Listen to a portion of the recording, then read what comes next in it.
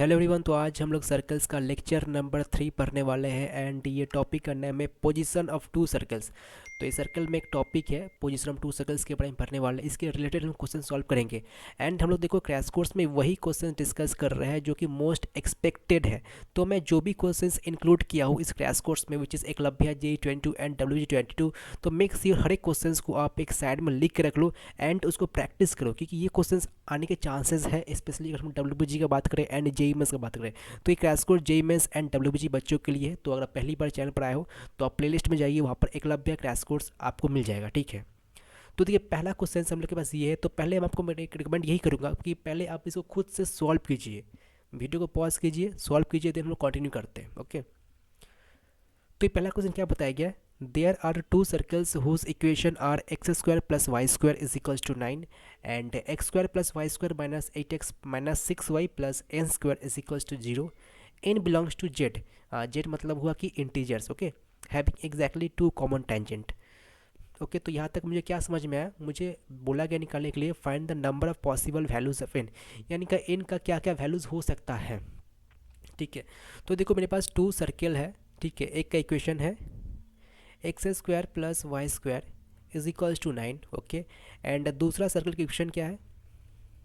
X square plus y square minus 8x minus 6y plus n square is equal to 0, ठीक है। मुझे N का possible values निकालने के लिए बोला गया है एंड ये जो दो सर्किल है इनका दो कॉमन टेंजेंट है।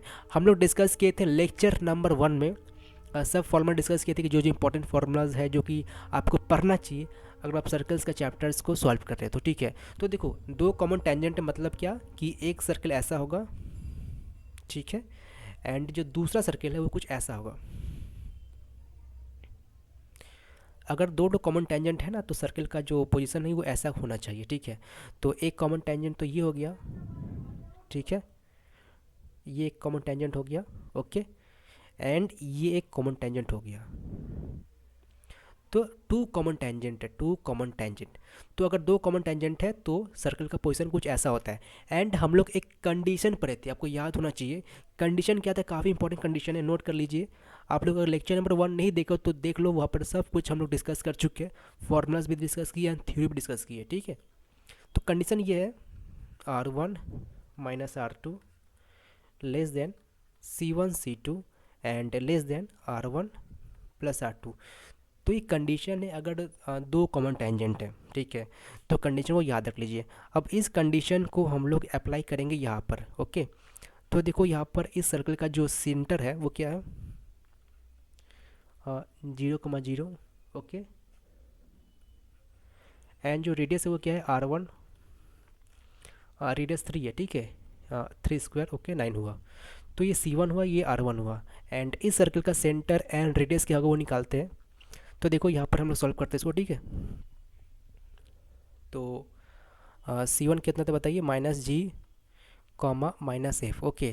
तो यहाँ पर अगर देखा जाए तो 2G क्या है? 2G का वैल्यू है -8, मतलब G का वैल्यू कितना है? -4, ओके। और 2F का वैल्यू -6 है, तो F का वैल्यू कितना होगा? -3, ओके। तो ये G हुआ, ये F हुआ, तो कितना होगा सेंटर बताइए? 4,3 इज़ द सेंटर। एंड अगर रेडियस का बात करें, सॉरी ये C2 होगा, ठीक है, G square root over of G square minus F square plus C, okay, sorry G square plus F square minus C, okay. G square plus F square minus C is the radius. तो G square है हम लोग का 16, F square है 9 minus सी, यानी कि देखो यहाँ पर सी जो है कांस्टेंट, यानी कि यहाँ पर एन स्क्वायर है, तो n square is the constant which is c, ठीक है। तो एन स्क्वायर यानी root over of 25 minus n square, okay. तो ये C1, सॉरी ये C1 R1 एंड ये C2 R2, यहाँ तक हम लोग सॉल्व कर लिए। इसको जो रेडियस करते हैं एंड जो हम निकाले हैं उसको हम लोग यहाँ पर अप्लाई करते हैं, ठीक है। आप लोग नोट कर लीजिए।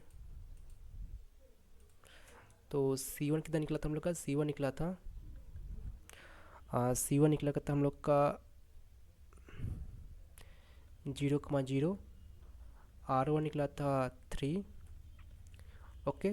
C2 निकला था हम लोग का 4,3 एंड R2 निकला था √25 माइनस n स्क्वायर। अब वो जो कंडीशन था वहाँ पर इनको मतलब बैठाते हैं एंड देखते हैं क्या मतलब रिजल्ट आ रहा है, ठीक है। तब वहाँ से हम लोग n का जो पॉसिबल वैल्यूज है वो डिसाइड कर सकते हैं बेहतर तरीक़ा से। ओके, तो पहला तो कंडीशन क्या था, देखिए कंडीशन मैं थोड़ा फिर से लिख देना चाहता हूँ।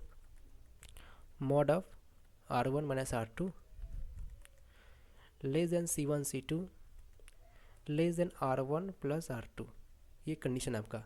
तो देखो यहाँ से दो कंडीशन है ना, यहाँ पर एक तो ये कंडीशन हो गया एंड एक तो ये कंडीशन हो गया। दोनों कंडीशन को इम्प्लीमेंट करते हैं जो मुझको रिजल्ट मिला है, ठीक है।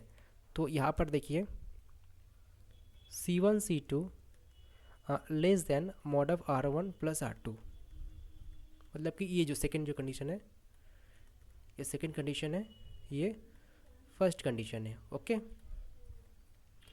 तो C1 C2 यानी कि डिस्टेंस कितना हुआ, यहाँ पर देखिए C1 C2 निकालते हैं √of x2 minus x1 formula होता है, ठीक है, डिस्टेंस फार्मूला। तो 4 स्क्वायर यानी कि 16 प्लस y2 माइनस y1 का होल स्क्वायर है, तो 3 स्क्वायर यानी कि 9 यानी कि 5 निकला। ओके, तो ये 5 less than R1 plus R2, तो R1 कितना बताइए 3 है और R2 कितना है √25 माइनस। अब ध्यान दो यहाँ पर मॉड है, ठीक है। मॉड का मतलब होता है कि वो हमेशा पॉजिटिव ही जनरेट करेगा, नेगेटिव जनरेट नहीं करेगा। तो इसका जो मॉड है वो हमेशा पॉजिटिव ही मुझे मिलेगा, पॉजिटिव रिजल्ट ही मुझे मिलने वाला है, यानी कि मुझे को पॉजिटिव ही बस लेना है, यानी कि ये, ठीक है, plus. Okay, √25 minus n square, क्योंकि मॉड है तो नेगेटिव तो देगा नहीं ना, मॉड हमेशा पॉजिटिव ही देने वाला है। तो जो राइट साइड का जो वैल्यू होगा वो हमेशा पॉजिटिव होगा। ओके, अब इसको सॉल्व करते हैं तो क्या होता है बताइए। 5 लेस देन, मतलब फिर से ज़रा दोबारा लिख लेते हैं, √25 माइनस n स्क्वायर। ओके, तो यहाँ पर 2 हुआ less than √25 minus n square. अब इसको हम लोग क्या करते हैं, स्क्वायर रूट करते हैं, ठीक है। स्क्वायर रूट करते हैं तो ये रूट हट जाएगा, तो 4 less than 25 plus n square, यानी देखा जाए तो n स्क्वायर लेस देन 21 हुआ, ठीक है, यानी कि n लेस देन √21। ओके, तो अब देखिए √21, सॉरी मतलब plus minus 21। Okay, plus minus 21, क्योंकि वह तो रूट कर जाए ना। तो देखिए जब प्लस देगा ना मुझे, तो n लेस देन √21 लिखेंगे एंड एक बार n ग्रेटर देन माइनस √21 लिखेंगे, ठीक है। अब देखिए √21 का कितना वैल्यू होगा बताइए, √21 देगा 4 पॉइंट समथिंग।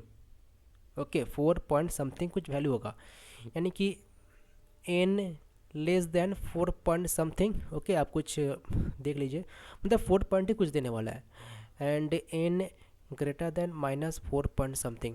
तो देखा जाए यहाँ पर n का जो रेंज है वो क्या निकल रहा है, n का जो रेंज है वो निकला है -4 point something to +4 point something. अब देखो ध्यान देने वाली बात ये है कि यहाँ पर बता दिया गया n belongs to z, z मतलब होता है इंटीजर्स, ठीक है। तो इसका मतलब हुआ कि n बिलोंग्स फ्रॉम -4 टू +4, ठीक है, मतलब पॉइंट वाला नहीं लेंगे ना, क्योंकि इंटीजर ही मुझको देने वाला है n। ओके, तो यहाँ से मेरा कंडीशन ये निकला, तो हम लोग जो सेकेंड कंडीशन इनकी ये, इसको यूज़ किए तो मुझे ये मिला। अब ठीक, हम लोग क्या करेंगे, ये कंडीशन जो इसको यूज़ करेंगे, तो देखते हैं यहाँ पर मुझे क्या मिलने वाला है। ओके, तो इसको नोट कर लीजिए, हम लोग फिर आगे बढ़ते हैं। देखो यहाँ पर हम लोग फर्स्ट कंडीशन अप्लाई करते हैं, तो क्या था यहाँ पर first condition, mod of R1 minus R2 less than C1 C2। Okay, तो R1 माइनस R2 यानी कि 3 minus √25 minus n square and less than C1 C2। C1 C2 की वैल्यू कितना निकला, 5 निकला था मेरा, यहाँ पर देख सकते हो। ओके, तो 5 निकला। अब यहाँ पर क्या करेंगे हम लोग बताइए। अब देखो यहाँ पर मेरा n का वैल्यू ये सब निकला हुआ है, ठीक है, ये सब मेरा पॉसिबल वैल्यूज़ ऑफ n ये पर निकल गया, लेकिन मुझे दोनों कंडीशन को देखना है कि यहाँ पर n क्या बोल रही है, यहाँ पर n क्या बोल रहा है। जो दूसरा कंडीशन जब अप्लाई किए थे तो यहाँ पर मुझे ये number of possible values of n मुझे दिया है, एंड जो पहला कंडीशन अप्लाई करते हैं तो ये क्या सब n सेटिस्फाई कर रहा है क्या, वो देखिए। तो देखो n जब -4 है तो क्या ये कंडीशन सेटिस्फाई कर रहा है क्या, देखते हैं। तो -4 का स्क्वायर मतलब 16, तो 25 ना 60 मतलब कि 4, तो 3 - 2 यानी कि 1 एंड 1 लेस देन 5। ओके, तो सेटिस्फाई कर रहा है। मैक्सिमम वैल्यू पे करते हैं तो देखते क्या आगे देता है। तो +4 यानी कि 16, मतलब कि देखो इसका देखो यहाँ से मतलब क्या निकला कि एन का यहाँ पर जो भी वैल्यू रखे, -4 से लेकर के +4 तक जो भी वैल्यू रखे वो सारा वैल्यू सेटिस्फाई करेगा ही करेगा, ये जो इक्वेशन है, ठीक है। यानी कि कंडीशन ये सेटिस्फाई कर रहा है for all this values of N.